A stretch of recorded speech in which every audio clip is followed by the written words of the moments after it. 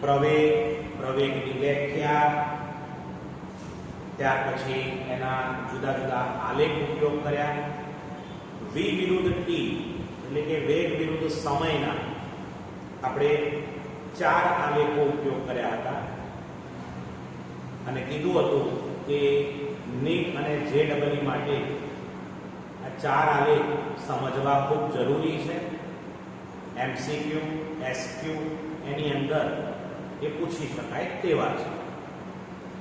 ત્યાર પછી વિદ્યાર્થી મિત્રો આપણે એક અગત્યની થિયરી ચલાવી હતી, નિયમિત પ્રવેગી ગતિના સમીકરણો એટલે કે અચળ પ્રવેગી ગતિના સમીકરણો. તો 3 સમીકરણો હતા, નિયમિત એટલે કે અચળ પ્રવેગી ગતિના સમીકરણો. ધ્યાન પટેલ હાજર છો? હેલો પટેલ ધ્યાન.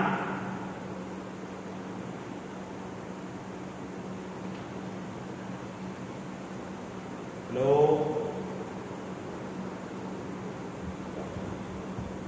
પટેલ ધ્યાન.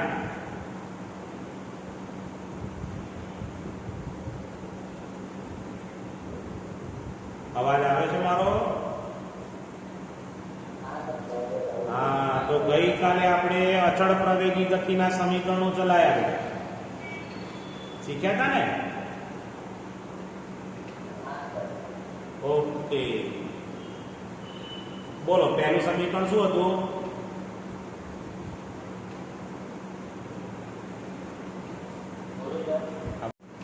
અહીં આપણે ગઈકાલે વાત કરી કે નિયમિત અચળ પ્રવેગી ગતિના જે 3 સમીકરણો છે એ ત્રણેય સમીકરણો આપણે સાદી થિયરી પરથી ઉપયોગ કર્યા હતા.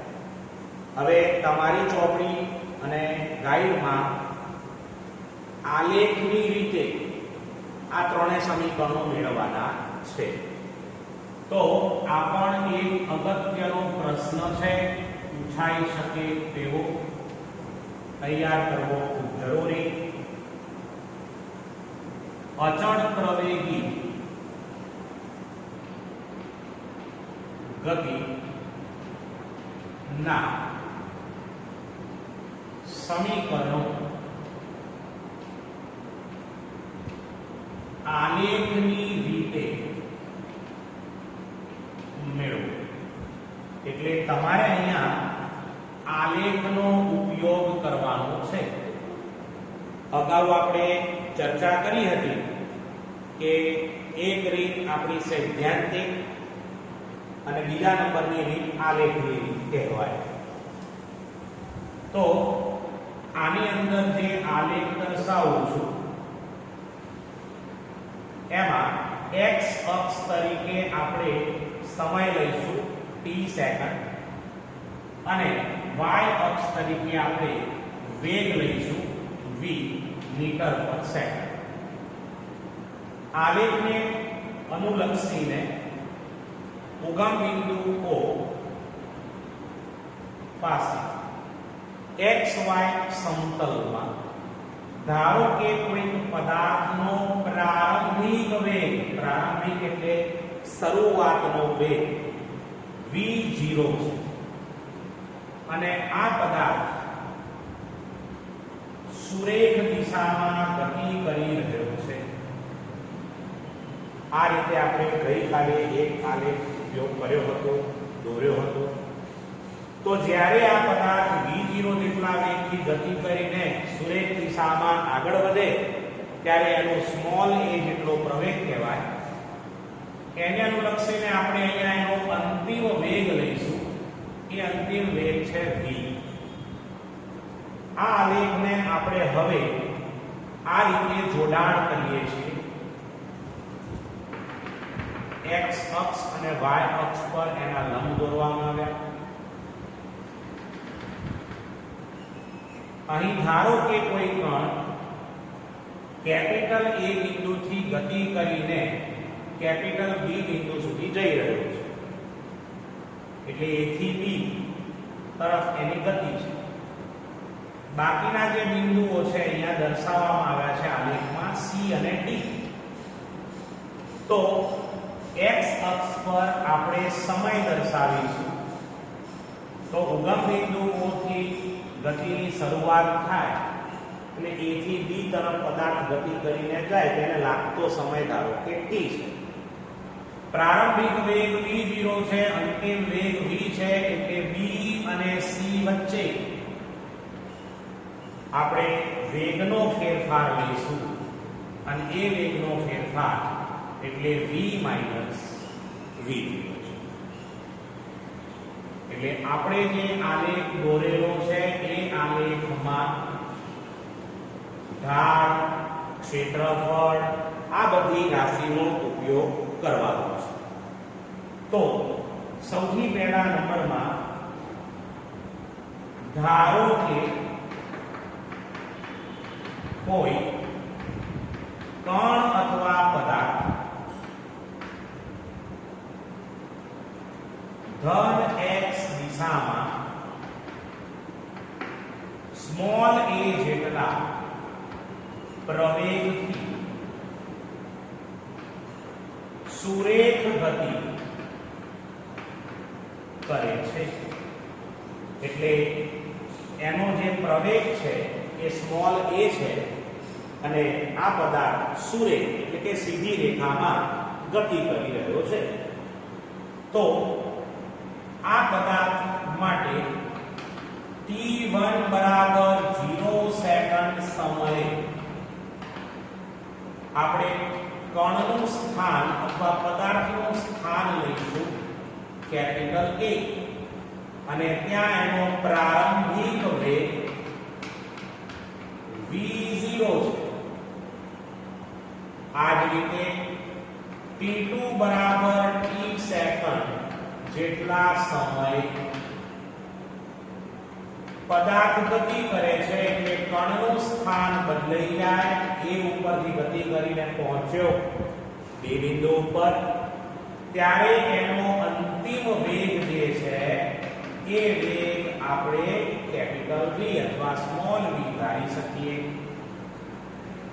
આમ આપણી જોડે કણના સ્થાન અને એના વેગ જુદા. તો અહીંયા જે આલેખ દર્શાવવામાં આવ્યો છે તો v વિરુદ્ધ t ના આલેખમાં મારે શોધવો છે પ્રવેગ. તો v વિરુદ્ધ t ના આલેખમાં આપેલા સમયગાળા માટે સરેરાશ પ્રવેગ અને પ્રવેગ સમાન મળે એટલે કે સરખા જ મળે, એમાં કોઈ ફેરફાર ન હોય. એટલે હવે આપણે જો આ બંને સમાન જ હોય તો પ્રવેગ રાશિ આપણે અહીંયા શોધવી છે. તો પ્રવેગ રાશિ મેળવવા માટે આપણે જે આલેખ દોર્યો તો એમાં લખી શકીએ AB રેખાનો ઢાળ. AB જે રેખા દોરવામાં આવી છે આલેખમાં એનો ઢાળ તમારે શોધવો પડે. તો પ્રવેગ A બરાબર, ચલો AB રેખાનો ઢાળ એટલે આપણા માટે ખૂણો A બરાબર આપણે tan θ યુઝ કરતા હતા એટલે ઢાળનું બીજું સમીકરણ આપણે આવું લીધેલું છે tan θ ને અનુલક્ષીને સામેની બાજુ ભાગ્યા પાસેની બાજુ એટલે BC ભાગ્યા AC. તો આને અનુલક્ષીને B અને C વચ્ચે તમને અંતિમ વેગ એટલે કે v2, પ્રારંભિક વેગ એટલે v1, સમય અંતિમ થાય t2 અને પ્રારંભિક સમય t1 પ્રમાણે આપણે આ સમીકરણ પ્રમાણે કિંમત મૂકી દઈએ. હવે તો પ્રવેગ A બરાબર અંતિમ વેગ જે છે એ v છે, પ્રારંભિક વેગ v0 ગણાય, અંતિમ સમય t છે અને પ્રારંભિક સમય છે 0. તો આ સમીકરણ પ્રમાણે આપણે પ્રવેગ A બરાબર v v0 આ સમીકરણ મેળવી શક્યા. ચલો આમાંથી સમય t ને સૂત્રનો કરતા બનાવવામાં આવે તો v v0 ભાગ્યા a આ આપણું પહેલા નંબરનું સમીકરણ ગણીશું. આની અંદર હવે આ a જે છે એ સમય t સાથે ગુણી દેવામાં આવે તો at બરાબર v v0 એટલે v બરાબર v0 પ્લસ at.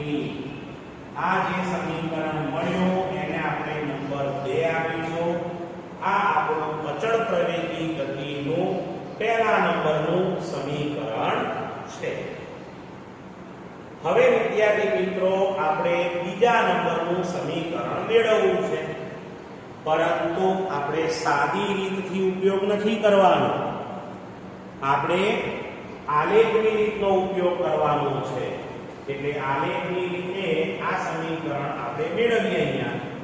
તો હવે અહીંયા ધ્યાન ખાસ રાખવું, આપણે એક નોંધ લખાવી હતી કે v વિરુદ્ધ t ના આલેખમાં તમારે સ્થાનાંતર શોધવું હોય તો તે આલેખ નીચે ઘેરાતા જે પ્રદેશ છે એનું ક્ષેત્રફળ શોધવું જોઈએ. તો ક્ષેત્રફળ શોધવાથી આલેખમાં આપણે સ્થાનાંતર પદ મેળવી શકીએ. એટલે અહીંયા આપણે બીજા નંબરનો ઉપયોગ કરીશું. વેગ v વિરુદ્ધ t ના આલેખમાં આપેલા સમયગાળા માટે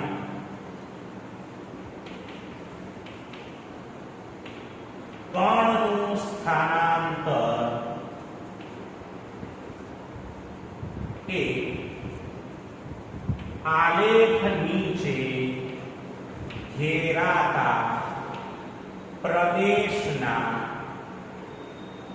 ક્ષેત્રફળ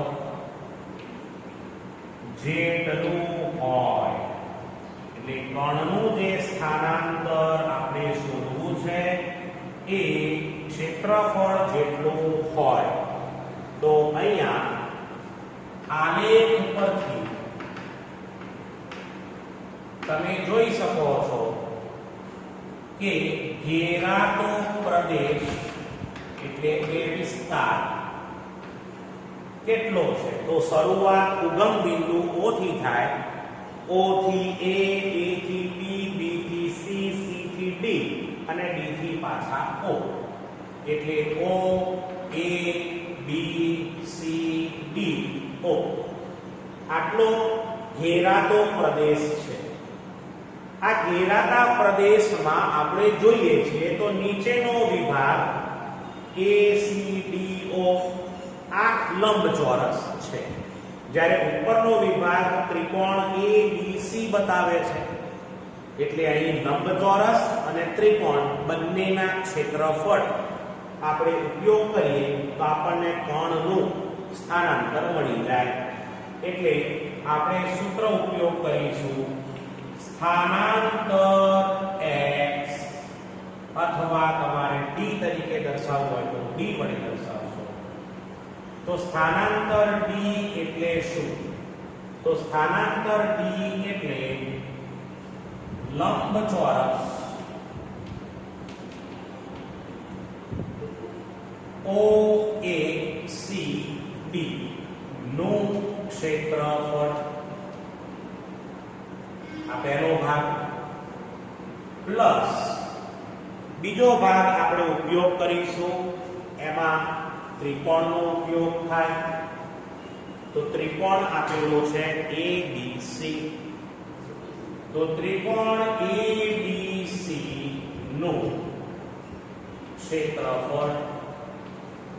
ચલો વિદ્યાર્થી મિત્રો ખ્યાલ આવ્યો છે આમાં? Okay okay. તો હવે અહીંયા સ્થાનાંતર D બરાબર લંબચોરસ OACD નું ક્ષેત્રફળ, ચોરસ હોય કે લંબચોરસ હોય એનું ક્ષેત્રફળ આપણે લંબાઈ ગુણ્યા પહોળાઈ વડે દર્શાવીએ છીએ. તો લંબાઈ આપણે લઈશું O થી D અને પહોળાઈ ધારો કે O થી A, ગમે તે આપણે લઈ શકીએ. એટલે O થી A ગુણ્યા O થી D આ બે વિભાગોનો આપણે ગુણાકાર કરવો જોઈએ લંબાઈ ગુણ્યા પહોળાઈ પ્રમાણે. હવે જ રીતે ત્રિકોણનું ક્ષેત્રફળ, તો ત્રિકોણના ક્ષેત્રફળનું સૂત્ર આપણે ગઈકાલે પણ યુઝ કર્યું, 1/2 પાયો ગુણ્યા વેગ. તો પાયો આ ત્રિકોણનો લઈશું AC અને વેગ તરીકે આપણે લઈશું આ ઊભો વિભાગ B થી C. BC વડે એને દર્શાવી દઈએ. તો આ રીતે આપણે ચોરસનું ક્ષેત્રફળ અને ત્રિકોણનું ક્ષેત્રફળ એમાં ઉપયોગ કર્યો. હવે વિદ્યાર્થી મિત્રો આમાં આપણે કિંમત મૂકી દઈએ. તો O થી A, તો O થી A તરફનો જે વિભાગ છે એમાં પ્રારંભિક વેગ આપવામાં આવેલો છે. એ વેગ છે v. O થી D જે વિભાગ છે એમાં સમય છે t પ્લસ 1/2 પાયો. તો A અને C, તો એમાં આપણે સમય લઈશું t ગુણ્યા B થી C. તો B થી C એટલે બંને વેગમાં થતો ફેરફાર, એટલે v v0 લખીશું. એટલે આના ઉપરથી સમીકરણ આપણે ઉપયોગ કરીશું. પહેલો ગુણાકાર થશે v0t plus 1/2 v v0 into d. ચલો સમીકરણ જે તમે પહેલું દર્શાવ્યું એ સમીકરણ હતું સમય t બરાબર v v0 ભાગ્યા a હતું. તો આમાંથી v v0 જે છે એની જગ્યાએ શું લખી શકાય? તો v v0 ની જગ્યાએ આપણે at આ કિંમત એની જગ્યાએ મૂકી દઈએ. તો તમારું સમીકરણ હવે d બરાબર v0t પ્લસ 1/2 v v0 ની જગ્યાએ લખીશું at અને એના ગુણાકારમાં અહીંયા t લખેલું છે. એટલે d બરાબર v0t પ્લસ 1/2 at². આ તમારું સમીકરણ નંબર 3 થયું. એટલે કે આપણે જે અચળ પ્રવેગી ગતિનું સમીકરણ ઉપયોગ કરવાનું હતું, બરોબર, એ સમીકરણ તમને અહીંયા મળે છે. આને અનુલક્ષીને આપણે બાકીનું જે સમીકરણ છે હવે એ મેળવવાનો પ્રયત્ન અહીંયા કરીએ. તો ત્રીજા નંબરનું જે સમીકરણ છે એમાં સમયને અનુલક્ષીને પદ ઉપયોગ કરવાનું રહેશે. એટલે આપણે આની અંદર સરેરાશ વેગ ઉપયોગ કરીશું. તો સરેરાશ વેગ એટલે તમે જે બંને વેગ ધાર્યા છે, અંતિમ વેગ v, પ્રારંભિક વેગ v0, તો એનો સરેરાશ એટલે બંને વેગનો સરવાળો ભાગ્યા 2. પરંતુ આપણે સરેરાશ વેગ ની વ્યાખ્યા પરથી ઉપયોગ કરતા હોઈએ છીએ સ્થાનાંતર ભાગ્યા સમયગાળો. તો આને અનુલક્ષીને આપણે સ્થાનાંતરને સૂત્રનો કરતા બનાવી દઈએ. તો સરેરાશ વેગ ગુણ્યા સમય ઉપયોગ કરી શકાય. તો સ્થાનાંતરને આપણે d વડે દર્શાવીશું. સરેરાશ વેગ એટલે v પ્લસ v0/2 અને સમયને આપણે t વડે દર્શાવીએ. તો આ જે સમીકરણ છે એને નંબર 4 આપીશું. હવે સમીકરણ નંબર 4 માં સમીકરણ નંબર 1 ની કિંમત મૂકતા, તો સમીકરણ 1 ની કિંમત શું છે? તો સમયની. તો d બરાબર v પ્લસ v0/2 અને સમયની જગ્યાએ આપણે ઉપયોગ કરીશું v v0/a. a. ચલો બંને પદોનો ગુણાકાર છે એટલે ઉપરનો વિભાગ b + b0 અને b - b0 હોવાથી b² - b0² લખાય અને છેદમાં લખીશું 2a. માટે b² - b0² બરાબર 2ab. અહીંયા તમને સમીકરણ મળે, એને આપણે સમીકરણ નંબર 5 આપીશું. આના ઉપરથી હવે કહી શકાય કે સમીકરણ નંબર 2, સમીકરણ નંબર 3 અને સમીકરણ નંબર 5 એ અચળ પ્રવેગી ગતિના સમીકરણો છે. આ રીતે આપણે અચળ પ્રવેગી ગતિના સમીકરણો ગઈકાલે સાદી થિયરી પરથી શીખ્યા હતા અને આ સમીકરણો હવે આપણે આલેખની રીતે ઉપયોગ કર્યા છે. બરોબર. આ બંનેમાંથી આ જે રીત છે એ ચોપડીમાં આપેલી છે અને આ પણ પૂછાય તેવો પ્રશ્ન છે, એટલે તૈયાર કરવો ખૂબ જરૂરી છે. કે વિદ્યાર્થી મિત્રો, આખા પ્રશ્નમાં તમને કોઈ જગ્યાએ ખ્યાલ ન આવ્યો હોય તો કહી શકો છો.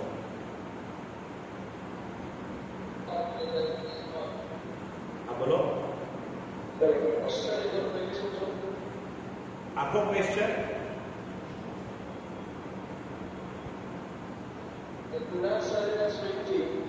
ઓકે. ચલો વિદ્યાર્થી મિત્રો, ગઈ વખતે ચલાવ્યું એ હતું સાદી રીત. એમાં અચળ પ્રવેગ ગતિના 3 સમીકરણો મેળવ્યા. આજે જે આલેખની રીતે મેળવ્યા, તો આલેખ જોઈ લો પહેલા. ઉગમ બિંદુઓને અનુલક્ષીને ધારો કે કોઈ કણ, તો અહીંયા v0 વેગ છે, સમય થાય t1, તો t1 બરાબર 0 સેકન્ડ સમયે પદાર્થનો પ્રારંભિક વેગ v0.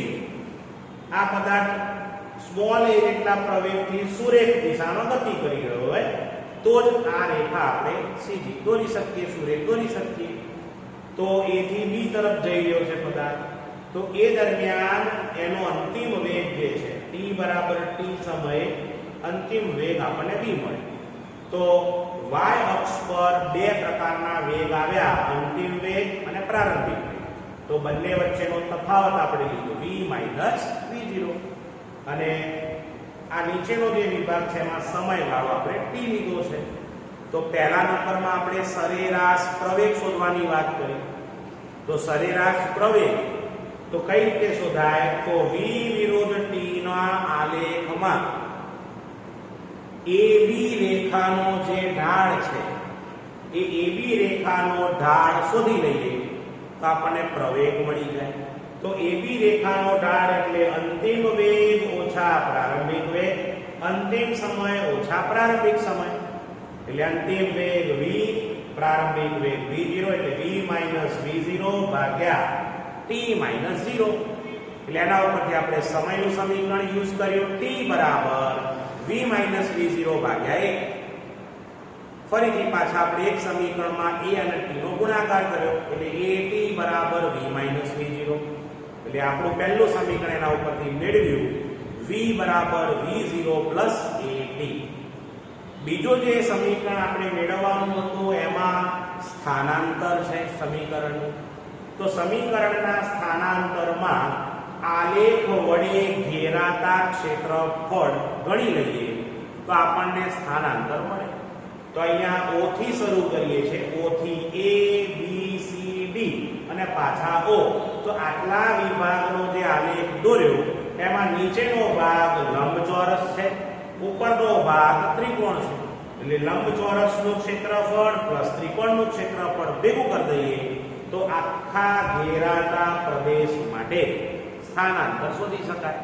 એટલે એનું આપણે સમીકરણ લીધું કે સ્થાનાંતર x એટલે OACD લંબચોરસનું ક્ષેત્રફળ પ્લસ ત્રિકોણ ABC એટલે 1/2 પાયો ગુણ્યા વેગ. લંબચોરસમાં લંબાઈ ગુણ્યા પહોળાઈ. એટલે આ બધી કિંમતો તમે એમાં ઉપયોગ કરીને x અથવા d બરાબર v0t + 1/2 at² મેળવી શકો છો. ત્રીજા નંબરમાં આપણે સરેરાશ વેગની માહિતી ઉપયોગ કરી છે. સરેરાશ વેગ એટલે જેટલા વેગ આપણે ધાર્યા છે એનો સરવાળો ભાગ્યા એની સંખ્યા એટલે v + v0/2. સરેરાશ વેગનું બીજું સમીકરણ તો સ્થાનાંતર ભાગ્યા સમય કહેવાય. તો સ્થાનાંતર એટલે સરેરાશ વેગ ગુણ્યા સમય. તો આપણે આ જે સમીકરણ યુઝ કર્યું છે નંબર 4, તો એમાં સરેરાશ વેગની કિંમત આ મૂકી અને સમય t વડે દર્શાવ્યો. આ t જે સમય છે સમીકરણ 1 વાળો આપણે એના ગુણાકારમાં મૂકી દીધો છે. એટલે આ બંનેનો ઉપર ગુણાકાર થાય v + v0 v - v0 એટલે v² - v0 અને છેદમાં ગુણાકાર થાય 2a. તો આમાંથી v² - v0² ને સૂત્રનો કરતા બનાવીએ તો આપણે ગુણાકાર 2ad થશે.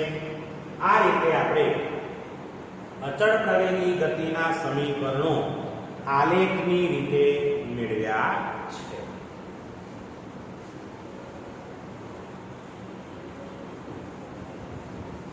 ચાલો હવે વિદ્યાર્થી મિત્રો, તમારી ચોપડીમાં એક અગત્યની બાબત આપી નથી.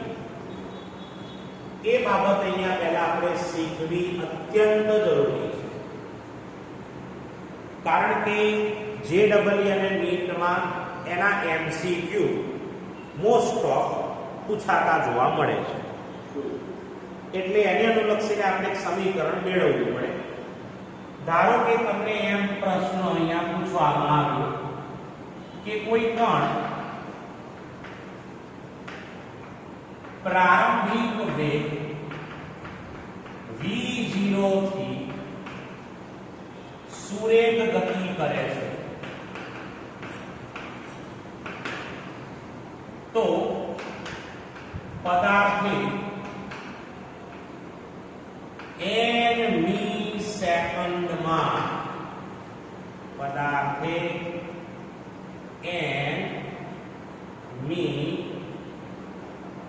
સેકન્ડમાં કાપેલું અંતર શોધો. કાપેલું અંતર એટલે તમારે અહીંયા સ્થાનાંતર શોધવું છે. ઘણી વખતે મિત્રો આવા પ્રશ્નો આ રીતે પણ પૂછાયેલા છે MCQs કે કોઈ કણે 7મી સેકન્ડમાં કાપેલું અંતર આટલું અને 5મી સેકન્ડમાં કાપેલું અંતર આટલું છે, તો કણનું સ્થાનાંતર શું હોઈ શકે? એ મેળવવા માટે આપણે આ સમીકરણ યુઝ કરીએ છીએ. અને આવા તમે ઘણા બધા MCQ કદાચ કોઈ તમે માર્ગદર્શક ગાઈડ લાવ્યા હોય તેમાં જોવા મળશે. આપણે અમુક MCQs જે છે એ છેલ્લે ચેપ્ટર પૂરું થાય એટલે ચલાવવાના છે. આપણે એની પ્રેક્ટિસ પણ ખાસ કરવાની. ચલો, તો આવું કોઈ જગ્યાએ લખ્યું હોય કે n મી સેકન્ડમાં કાપેલું અંતર કેટલું, તો એનું પહેલું સૂત્ર છે n મી સેકન્ડમાં કાપેલું અંતર એટલે n સેકન્ડમાં કાપેલું અંતર ઓછા n - 1 સેકન્ડમાં કાપેલું અંતર. આ બંને વચ્ચેની બાદબાકી એટલે આપણને મળી જાય n મી સેકન્ડમાં કાપેલું અંતર. એટલે કણ 1 સેકન્ડ પહેલા ક્યાં હતો જો ખબર પડી જાય તો તમે 1 સેકન્ડ પછી 2 સેકન્ડ પછી ક્યાં છે નક્કી કરી શકો છો. આપણે એમ કહીએ કે ધારો કે આ સમયે તમે ચોક્કસ સ્થાને છો, તો પછીના સમયે તો તમે તમારું સ્થાન બદલ્યું હોય તો સ્થાનાંતર કર્યું તો એના પછીનું સ્થાન શોધી શકાય. પણ એડવાન્ટેજ આપણે કયો લેવો પડે? તો એના પહેલા તમે ક્યાં હતા એનો એડવાન્ટેજ. આ સમીકરણ બીજું કોઈ નહીં, આપણે જે ઉપયોગ કરીએ છીએ સ્થાનાંતરનો એ જ છે. અંતિમ સ્થાન ઓછા પ્રારંભિક સ્થાન. n સેકન્ડમાં કાપેલું અંતર ઓછા n માઇનસ 1 એટલે પહેલા ક્યાં હતો તે અંતિમ સ્થાન ઓછા પ્રારંભિક સ્થાન. હવે તમે અહીંયા એક સમીકરણ અચળ પ્રવેગી ગતિનું મેળવ્યું d બરાબર v0t પ્લસ 1/2 a સ્ક્વેર. આ સમીકરણ પ્રમાણે આપણે આને ગણવાનું છે. તો n મી સેકન્ડમાં કાપેલું અંતર ધારો કે dn છે. dn d એટલે ડિસ્ટન્સ, અંતર, સ્થાનાંતર. n તો કઈ સેકન્ડમાં કાપેલું છે તે તમારે મેળવવાનું છે.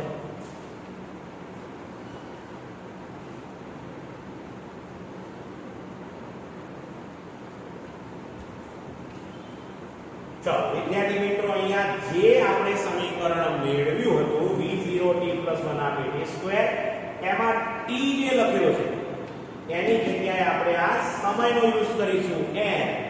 તો અહીંયા હું લખું છું પહેલું સમીકરણ v0 t ની જગ્યાએ આપણે n સેકન્ડનો યુઝ કરવાનો છે એટલે v0n plus 1/2a t square. તો t સ્ક્વેર ની જગ્યાએ આપણે n યુઝ કરવાનો એટલે an સ્ક્વેર ઓછા. ચલો બીજા નંબરનું જે પદ છે એમાં જે જગ્યાએ સમય વપરાય છે એ સમયની જે રાશિ છે એમાં હવે તમારે n-1 પદ ઉપયોગ કરવાનો. તો v0 ચલો t ની જગ્યાએ લખીશ n-1 plus 1/2a. t square ની જગ્યાએ લખીશ n-1 નો વર્ગ. ખ્યાલ આવશે વિદ્યાર્થી મિત્રો? આમાં જે જગ્યાએ સમય t લખ્યો હોય ત્યાં અહીંયા n લખ્યું છે તો n લખવાનું, અને અહીંયા n-1 લખ્યું એટલે n-1 લખવાનું છે. ચલો હવે આપણે એનું આગળનું સમીકરણ ઉપયોગ કરીએ. તો v0n પ્લસ 1/2 an સ્ક્વેર ઓછા. ચલો હવે આ v0 આપણે અંદર ગુણાકારમાં લઈ જઈશું. તો v0 * n માઈનસ v0 ગુણ્યા 1 એટલે v0 પ્લસ 1/2 * a. હવે n-1 કૌંસ બાર વર્ગ છે તો એનું વિસ્તરણ થાય n square minus 2n plus 1. n square પહેલા પદનો વર્ગ, બીજા નંબરમાં એની સંજ્ઞા, પછી 2 ગુણ્યા પહેલું પદ અને બીજું પદ, છેલ્લે -1 નો વર્ગ એટલે પ્લસ. હવે વિદ્યાર્થી મિત્રો આનો અંદર આપણે ગુણાકાર કરી દઈએ. તો પહેલું પદ હું અહીંયા એમ લખું છું v0n પ્લસ 1/2 an સ્ક્વેર ઓછા અહીંયા v0n માઈનસ v0 પ્લસ. હવે આ 1/2 a અંદર ગુણાકારમાં લઈ જઈએ તો પહેલો ગુણાકાર થશે 1/2 an સ્ક્વેર માઈનસ 1/2 a આના સાથે ગુણીએ એટલે 2 નીકળી જશે એટલે a અને n નો ગુણાકાર થશે, અને પ્લસ 1/2 એ એક સાથે ગુણીએ એટલે એમનો m એટલે a/2 જ લખાશે. આ જે સમીકરણ આપણે મેળવ્યું, હવે આ સમીકરણના કૌંસ બાદ માઈનસ છે, ઋણ છે નિશાની, એટલે આપણે કૌંસ છૂટો કરીએ એટલે અંદરના જેટલા પણ પદો છે એ પદોની સંજ્ઞા ઉલટાઈ જશે. એટલે માઈનસ હોય તે પ્લસ થઈ જાય, પ્લસ હોય તે માઈનસ થઈ જાય. ચલો અહીંયા એ સમીકરણ ઉપયોગ કરું છું.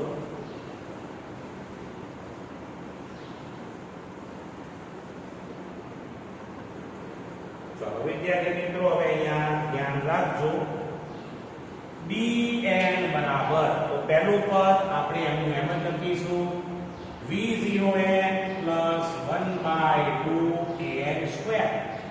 હવે કૌંસ છૂટો કરીએ છીએ એટલે કૌંસ છૂટો કરવાથી આ જે પદ છે પહેલું -v0n, બીજું પદ માઈનસ છે એટલે પ્લસ v0, ત્રીજું પદ પ્લસ છે એટલે -1/2 n², ચોથું પદ જે છે માઈનસ છે એટલે પ્લસ લઈશું n, અને પાંચમું પદ પ્લસ છે એટલે માઈનસ લઈશું a/2.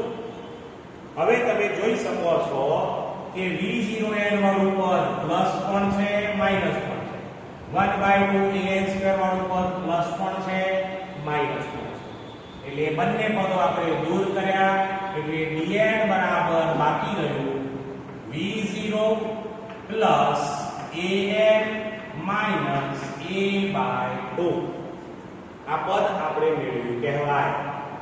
એમાંથી dn બરાબર v0 પ્લસ આયન નું એમ રાખો. હવે આ જે પદ આપણે મેળવેલું છે એમાંથી હું કોમન કાઢી લઉં છું a/2 કોમન કાઢી લઉં તો આમાં બે નતા એટલે આપણે એને બે વડે ગુણવા જોઈએ અને એ તો બહાર નીકળી ગયો છે એટલે 2n રહેશે, માઈનસ આમાં બે છેદમાં છે બહાર નીકળી ગયા એ પણ નીકળી ગયા એટલે બાકી શું રહેશે માત્ર 1 એટલે a/2 2n - 1 આ એનું સમીકરણ તમને મળ્યું. આ જે સમીકરણ છે એને નંબર 1 આપીશું. એટલે આ સમીકરણ પ્રમાણે તમે એ ગણી શકશો કે nમી સેકન્ડમાં કણ કેટલું અંતર કાપે છે. પણ આમાં આપણે એક નોંધ ઉપયોગ કરવાની છે અને એ નોંધ આ પ્રકારની છે કે જો પદાર્થ મુક્ત પતન કરતો હોય, હવે આ એક અગત્યનો શબ્દ છે, આપણે આના પછીની થિયરીમાં આ બધા શબ્દો બહુ જ સમજવા પડે એવા છે તો તમને થિયરી ક્લિયર થાય. મુક્ત પતન એટલે ધારો કે આ ચોક છે એને અહીંયાથી છોડી દો તો છોડતા પહેલા એનો વેગ કેટલો તો હંમેશા 0 હોય. એટલે મુક્ત પતન શબ્દ લખ્યો હોય તો એનો પ્રારંભિક વેગ હંમેશા 0 જ લેવાય. આ ધ્યાન રાખવાનું.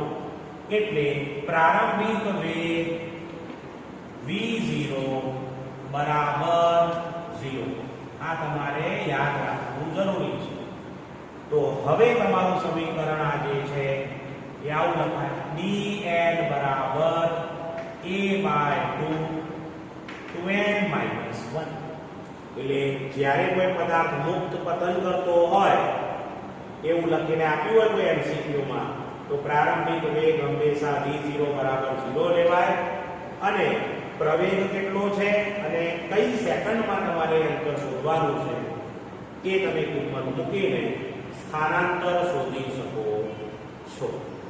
આ રીતે વિદ્યાર્થી મિત્રો આ થિયરી ભલે અંદર આપી નથી પરંતુ આનો દાખલાઓ અને MCQs જ્યારે સોલ્વ કરવા બેસશો ત્યારે શબ્દ યાદ રાખવાનો. રકમમાં nમી second, n second, n-1 second આવું બધું લખેલું હશે એટલે આપણે જે સમીકરણ મેળવ્યા એ તરત જ લાગુ પાડી શકીએ અને ઝડપથી સમીકરણ મેળવી શકાય અને જવાબ મળી જાય. એટલે આવો પ્રયત્ન ખાસ તમારે કરવાનો છે. એટલે વિદ્યાર્થી મિત્રો આ અગત્યનું પદ કહેવાય જે ચોપડીમાં નથી એટલે તે છતાંય આપણે મેળવવાનું હોય. હવે આના પછીનો જે ટોપિક છે એ છે ગુરુત્વ મુક્ત પતન. હવેનો ટોપિક જે છે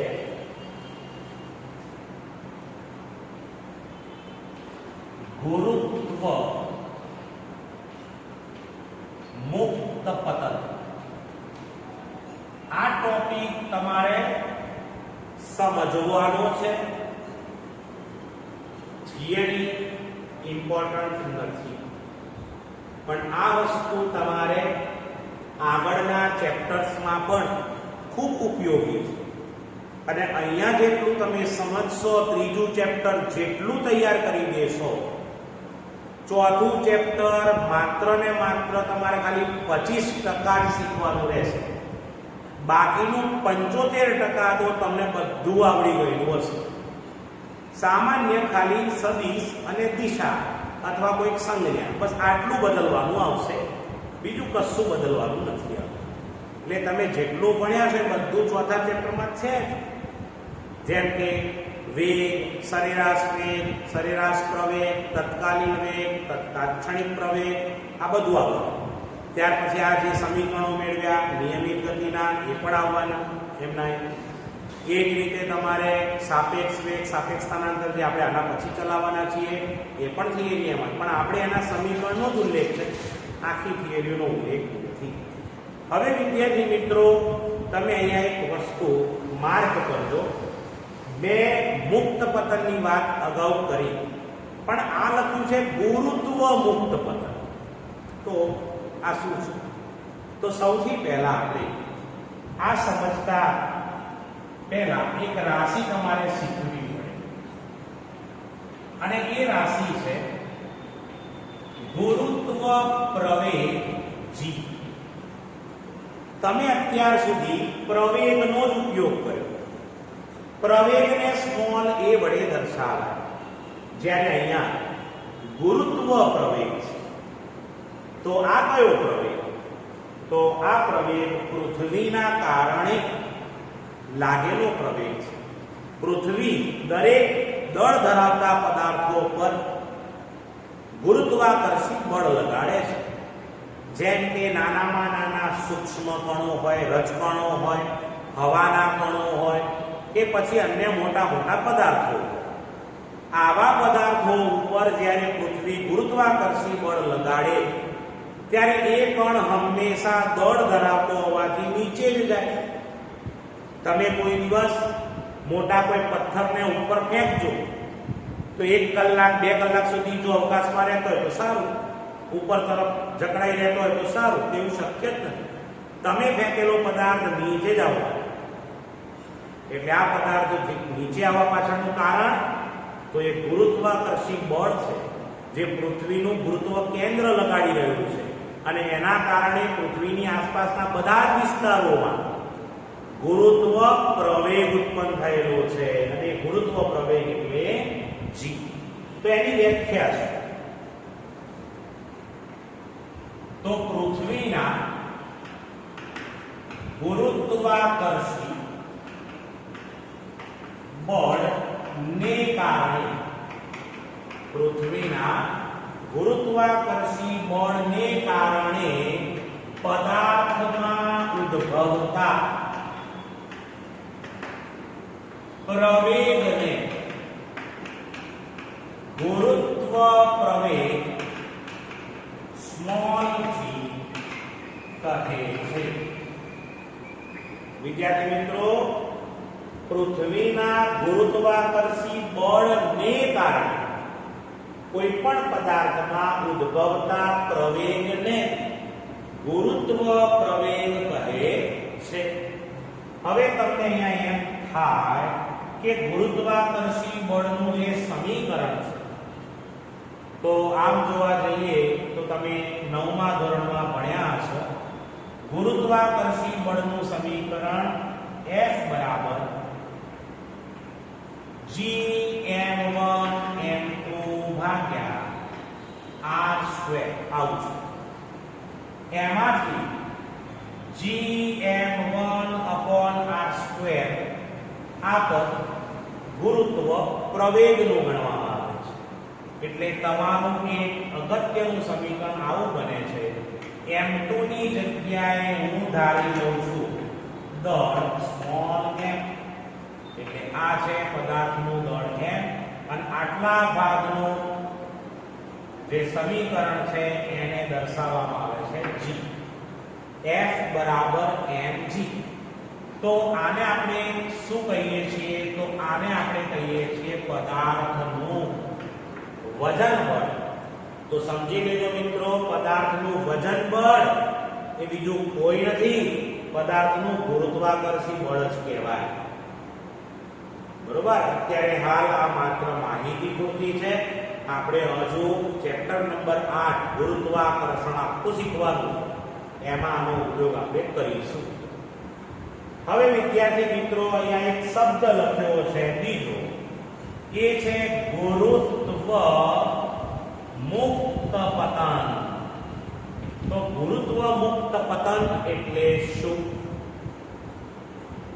ધારો કે આ જે છે એ આપણી પૃથ્વી છે અને આ પૃથ્વી ઉપરની સપાટી પર પડી રહેલા પદાર્થને તમે h ઊંચાઈ સુધી લઈ ગયા અને આ પદાર્થને હવે તમે મુક્ત કરી દો છો, નીચે ફેંકો છો. તો નીચે ફેંકતા પહેલા મુક્ત પતન શબ્દ આવ્યો, તો એ વખતે એની પ્રારંભિક ઝડપ હંમેશા શું હોય? તો શૂન્ય. એટલે v0 બરાબર 0 જેટલી પ્રારંભિક વેગ ધરાવતા અને પૃથ્વીની સપાટીથી h ઊંચાઈએ આવેલા પદાર્થને અધો દિશામાં એટલે નીચે તરફ શિરોલંબ અધો દિશામાં મુક્ત કરવામાં આવે તો તે પદાર્થ ગુરુત્વ મુક્ત પતન કરે છે તેમ કહી શકાય. ફરીથી વિદ્યાર્થી મિત્રો શબ્દ સમજો. પૃથ્વીના સપાટી પરના કોઈ પદાર્થને ગુરુત્વાકર્ષી બળની અસર હેઠળ h જેટલી ઊંચાઈએ લઈ જઈ પદાર્થને મુક્ત કરવામાં આવે તો તે પદાર્થ v0 જેટલા પ્રારંભિક વેગથી પૃથ્વીના ગુરુત્વાકર્ષી બળને કારણે અધો દિશામાં એટલે કે શિરોલંબ નીચે તરફ ગતિ કરે છે. આ ગતિને ગુરુત્વ મુક્ત પતન એટલે કે પદાર્થનું મુક્ત પતન કહેવામાં આવે છે. આવા પદાર્થોમાં જ્યારે ગુરુત્વ મુક્ત પતન થતું હોય ત્યારે થોડીક વધારાની માહિતી આપણે અહીંયા ઉપયોગ કરીશું, જે તમે જાણતા હશો. ઉદાહરણ તરીકે આ જે પૃથ્વી છે એ પૃથ્વીનું કેન્દ્ર પૃથ્વી પરના દરેક પદાર્થો પર ગુરુત્વાકર્ષી બળ લગાડતું હોય છે. તમે શું કરો છો? તો પૃથ્વીની જે સપાટી છે આ સપાટી પાસે ગુરુત્વ પ્રવેગનું મૂલ્ય ભણી ગયા છો. તો પૃથ્વીની સપાટી પર ગુરુત્વ પ્રવેગનું મૂલ્ય 9.8 મીટર પર સેકન્ડ સ્ક્વેર જેટલું અચળ ગણવામાં આવેલું છે. બરોબર? એટલે પૃથ્વી પરના કોઈ પણ સ્થળે ગુરુત્વ પ્રવેગ શોધો તો એ 9.8 મીટર પર સેકન્ડ સ્ક્વેર જેટલું હોય. એ જ રીતે તમે પૃથ્વીની સપાટીથી અંદર તરફ જાઓ તો પૃથ્વીની સપાટીથી અંદર તરફ જવામાં આવે તેમ તેમ એનો ગુરુત્વ પ્રવેગ જે છે એ ઘટતો જતો હોય છે. કેન્દ્ર પાસે ગુરુત્વ પ્રવેગ શૂન્ય બની જાય છે, પણ આપણે એની ચર્ચા અત્યારે કરવાની નથી. ધારો કે પદાર્થને તમે હવે અહીંયાથી ઉપર તરફ લઈ ગયા, અવકાશમાં તમે લઈ જવાનો પ્રયત્ન કરો. આ જે કિંમત છે એ 36,000 કિલોમીટર છે. પૃથ્વીની સપાટીથી 36,000 કિલોમીટર ઊંચાઈએ એટલે ત્યાં સુધી આપણું અવકાશ રહેલું છે. તો એનાથી આગળ જઈએ તો ત્યાં ગુરુત્વ પ્રવેગ કેટલો? તો ત્યાં ગુરુત્વ પ્રવેગ g બરાબર 0 થઈ જાય છે. એટલે અવકાશમાં પહોંચેલો જે પણ પદાર્થ છે તે જ્યારે ક્ષેત્ર છોડી દે છે, પૃથ્વીનું ગુરુત્વાકર્ષી ક્ષેત્ર છોડે છે, ત્યારે આ પદાર્થનો ગુરુત્વ પ્રવેગ શૂન્ય બની જાય છે. એટલે કદાચ તમે ઉદાહરણ ભણ્યા હશો અથવા તમે કદાચ આવું જોયેલું હશે કે રોકેટની અંદર ગતિ કરનારા જે પણ વૈજ્ઞાનિકો હોય કે જ્યારે ગુરુત્વાકર્ષી ક્ષેત્ર છોડી દે છે ત્યારે તે રોકેટમાં ચાલી શકતા નથી, તે ઉડતા જોવા મળતા હોય છે. તો એનો મતલબ શું? તો પદાર્થનું દળ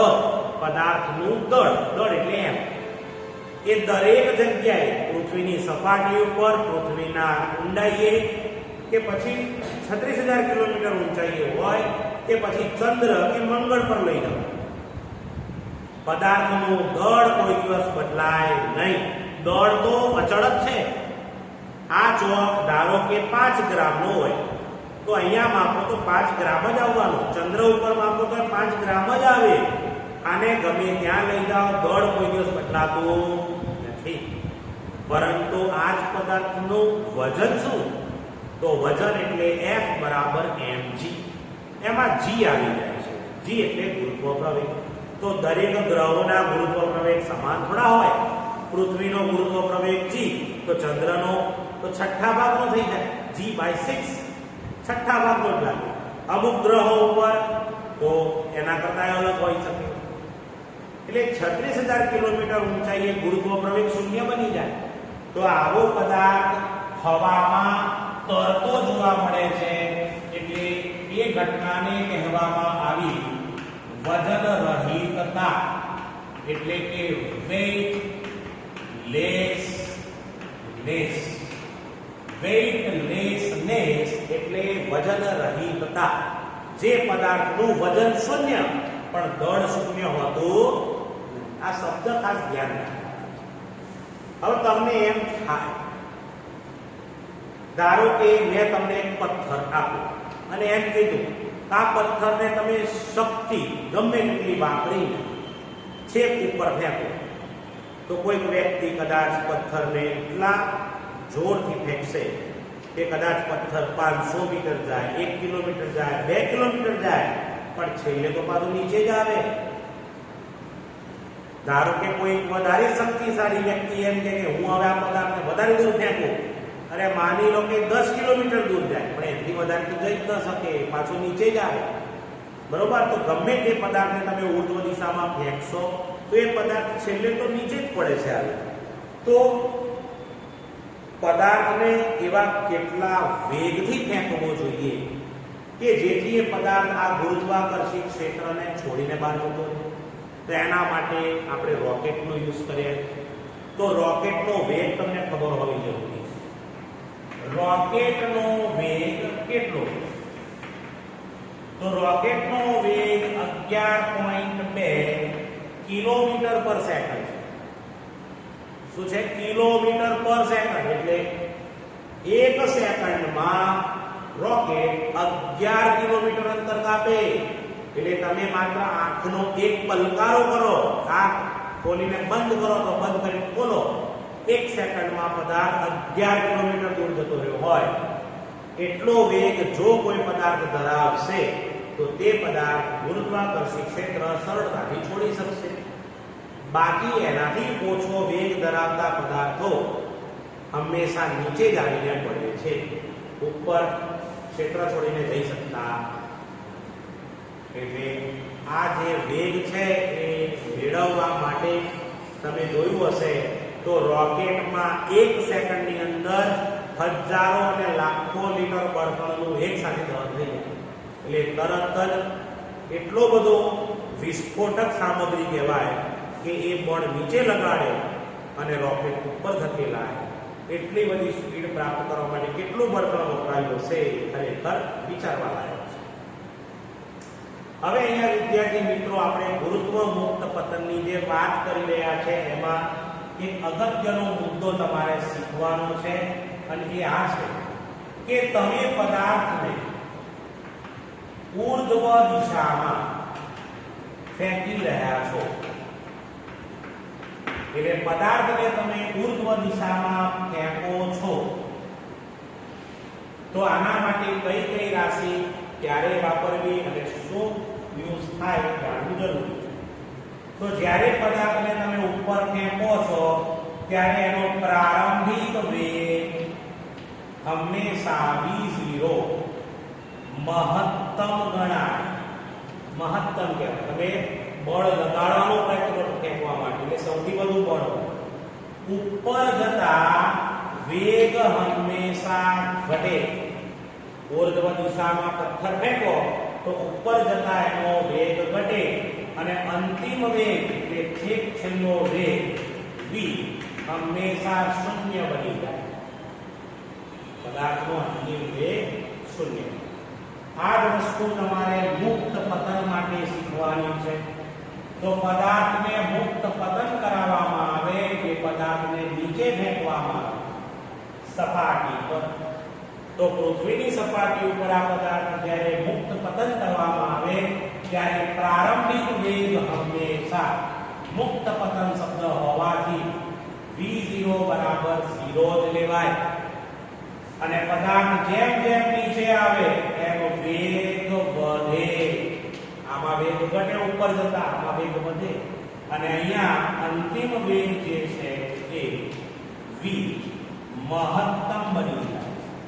એટલે કે જેમ અહીંયા શરૂઆતમાં મહત્તમ હતો છેલ્લે શૂન્ય બને, અહીંયા શરૂઆતમાં શૂન્ય હોય છે એટલે મહત્તમ બને. આના ઉપર આધારિત હવે આપણે ધ્યાન રાખવાનું છે એક અગત્યની માહિતી, એનો પ્રવેગ.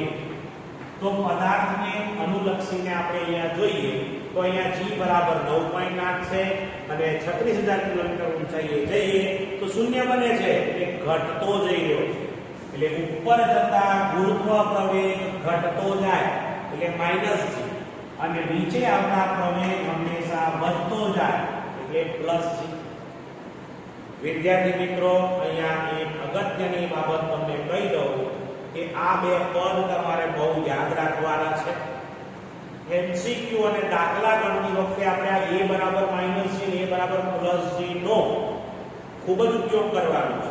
અને એ આ જ છે કે સપાટી પર 9.8 ઉપર જતા શૂન્ય બને એટલે ઘટતો જાય એટલે માઈનસ, નીચે આવતા પ્લસ. પણ આ થિયરીમાં જ તમને 3 સમીકરણો મેળવીને આપેલા હશે અચળ પ્રવેગી ગતિના. એમાં આપણે આલેખ પરથી યુઝ કરવાનો છે. એટલે એ એક સામાન્ય મુદ્દા માટે આપણે આને અવગણવો પડશે. એટલે કે ધન y દિશા અને ઋણ y દિશા. ધન y દિશા એટલે +g ગણે છે, ઋણ y દિશા એટલે -g ગણશે. પણ આપણે ચિંતા કરવાની જરૂર નથી. આપણે માત્ર અને માત્ર એ એક પોઈન્ટ સમજવા માટે યુઝ કરવાનું છે.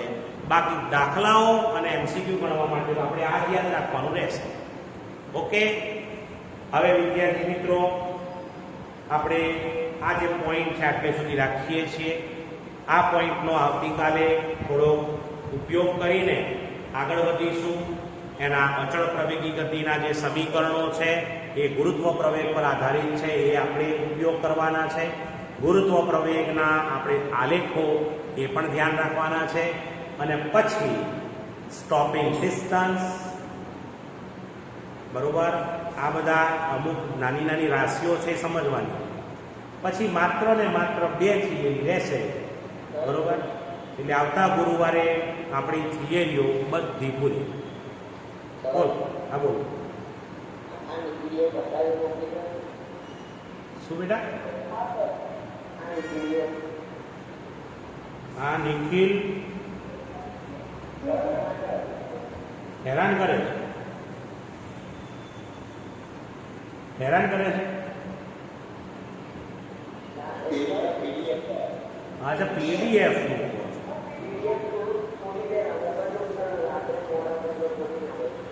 બેટા હવે કેવું હોય કે જો અમે બહારથી આવીએ, બરોબર, અહીંયાથી અમને જતા જતા 3 સાડા 3 તો વાગી જતા હોય. પછી જમીએ, બરોબર, પછી ત્યાં ટ્યુશન છે, એટલે એ બધું પૂરું કરી પછી અમે રાત્રે 7:30 8 વાગ્યા પછી ફ્રી કરીએ, બરોબર. એટલે એ વખતે બધું મૂકવાનો ટાઈમ મળતો હોય છે. કારણ કે આમાં શું છે કે આ તમારા વિડીયો છે પાછા ડાઉનલોડ કરવામાં પાછા અડધો કલાક જતા હોય છે. એટલે પ્રોબ્લેમ આ બધા છે. કારણ કે નેટ બધું વપરાઈ ગયું વિડીયો ઉતારવામાં, પછી પાછું એમ ડાઉનલોડ કરવાના, બરોબર. એ બધામાં થોડુંક પ્રોબ્લેમ ઊભા થતા હોય છે. પણ તે છતાંય આપણે 7:30 8 સુધીમાં આપણે મૂકી દેતા હોઈએ છીએ. રાત્રે થોડુંક વધારે જાગવાનો પ્રયત્ન કરજો મહેરબાની કરીને, અને લખશો તો સારું, બરોબર. મારા તરફથી આ થોડી સોરી થોડાક સમય માટે. પછી તમે રેગ્યુલર ચાલુ અહીંયા ભણશો એટલે તમારે બધું આવશે ને. ઓકે, હલો,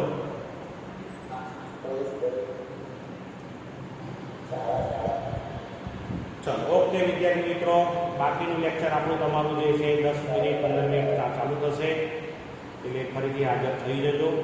આટલે સુધી આપણે રાખીએ છીએ આજે.